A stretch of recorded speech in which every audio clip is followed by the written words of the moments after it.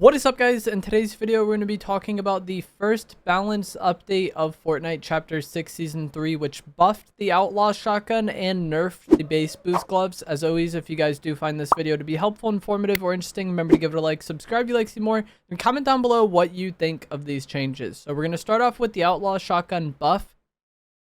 This shotgun got buffed in a lot of ways, and it is significantly better now than it was before, in my opinion. The minimum pellets per hit was increased from 4 to 6. And what this means is basically your minimum damage. The way the shotguns work in Fortnite is you shoot a spread of pellets and then you get damage based on how many pellets you hit. That's why a lot of times people hit a headshot for 20 and wonder what was going on. It's because they only hit like one pellet to the head and then missed a lot of their other pellets, and so their damage wasn't very good. Increasing the minimum pellets to 6 just increases your consistency. If you hit one pellet, you're going to get damage as if you hit 6 pellets. If you hit 2 pellets, you're going to hit damage as if you hit 6. Anything under 6, you'll get damage based on as if you hit 6 pellets. And that's going to make the shotgun feel a lot better. And it's going to make it a lot more consistent. Consistency was a big problem the Outlaw Shotgun had because its range wasn't very good. And its crosshair was very wide, meaning you were more likely to miss pellets and not hit as many. But with this buff, the consistency was increased a lot. Another thing that was increased is going to be the damage. It was increased by about 6 to 8 depending on which rarity of the weapon you're looking at. I'll have the stats on screen now so you can see it, but just each of them are going to be doing more damage, which is definitely a good thing. The range on this weapon was also increased, which is going to help with that consistency, like I said, but its damage fall off at medium and long range was also improved. Again, going to make the weapon more consistent. It's not a shotgun that you're going to be shooting people across the map with or something where you're going to be very impressed by the range of it, but it's just something that goes to like improve the weapon even further. Another improvement this weapon got is that its maximum damage was increased by 20 for every rarity, meaning the gold now has a max damage of 180. And so if you hit a perfect, back-to-back headshots with the gold, you would deal 360 damage, more than enough to eliminate a full HP opponent in zero build, which is kind of crazy. The exotic version of the Outlaw also got a pretty significant buff.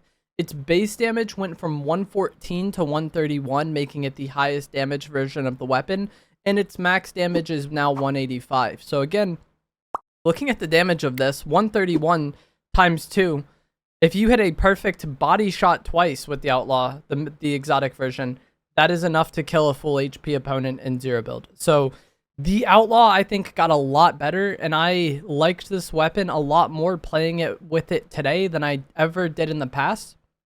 And I definitely think it has potential to be the best shotgun in the game now in certain situations. It's hard to say which one is best at this point in time. But there's going to be some fights where it's like, yeah, the Outlaw was just the best shotgun for that fight and for that situation. If you're clearing buildings or just like very close to your opponent for whatever reason, this thing can hit incredibly hard and you don't even need that great of aim because of the damage was increased so much. You can just hit body shots with this thing and you're going to do a lot of damage.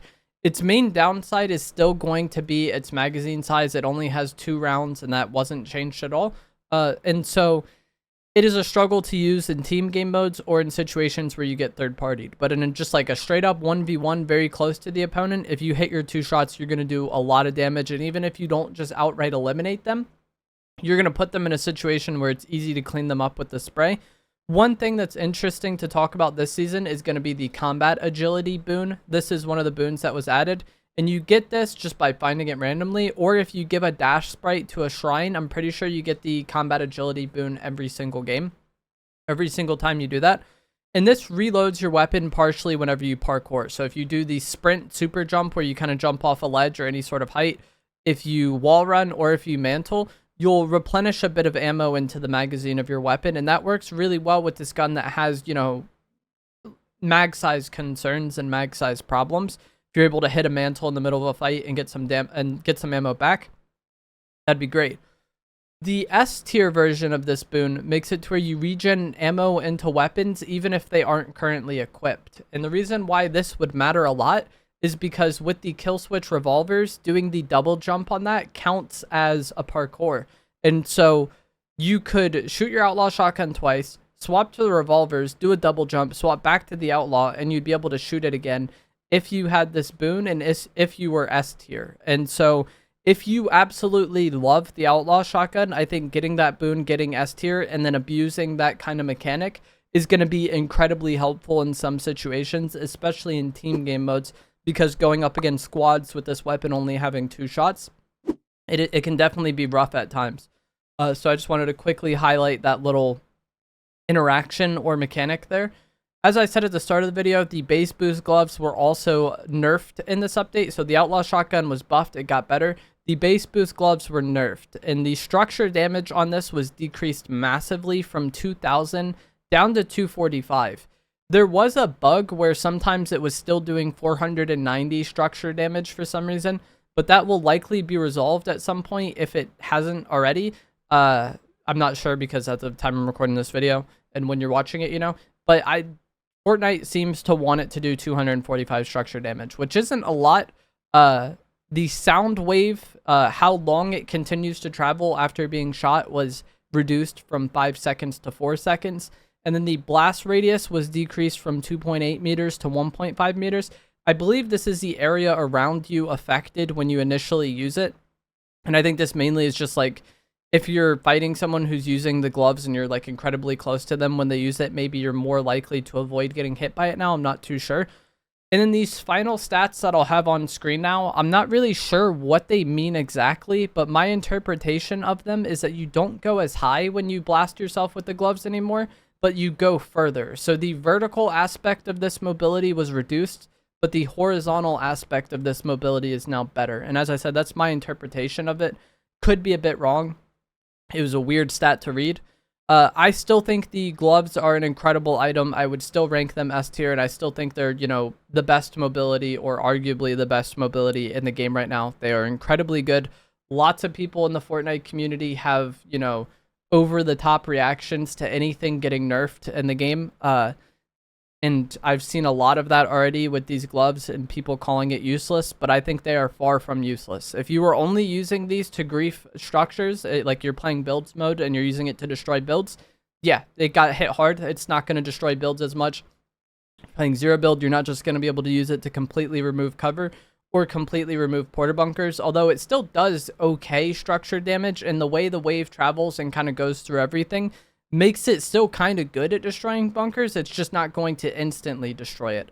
So the structure damage, it's somewhat relevant, but it's not just like a nuke to any sort of structure it collides with, you know? And so I think that aspect of it got hit hard, but that isn't even my favorite aspect of it. My favorite thing about these gloves was the fact that it was really good mobility, and it's still incredibly good mobility. Playing after the update, if there was no changes announced, I don't think I would have noticed any change at all. The structure damage obviously would have eventually noticed, but as far as mobility goes, it's still incredible, and I still very much highly rate it and think it is worth using. So the people who are saying this is nerfed into oblivion and it's now useless don't know what they're talking about. But that is going to be it for this video. As always, if you guys did find this to be helpful, informative, or interesting, remember to give it a like, subscribe if you like to see more, comment down below what you think of these changes, and I'll see you guys in the next one. Thanks for watching.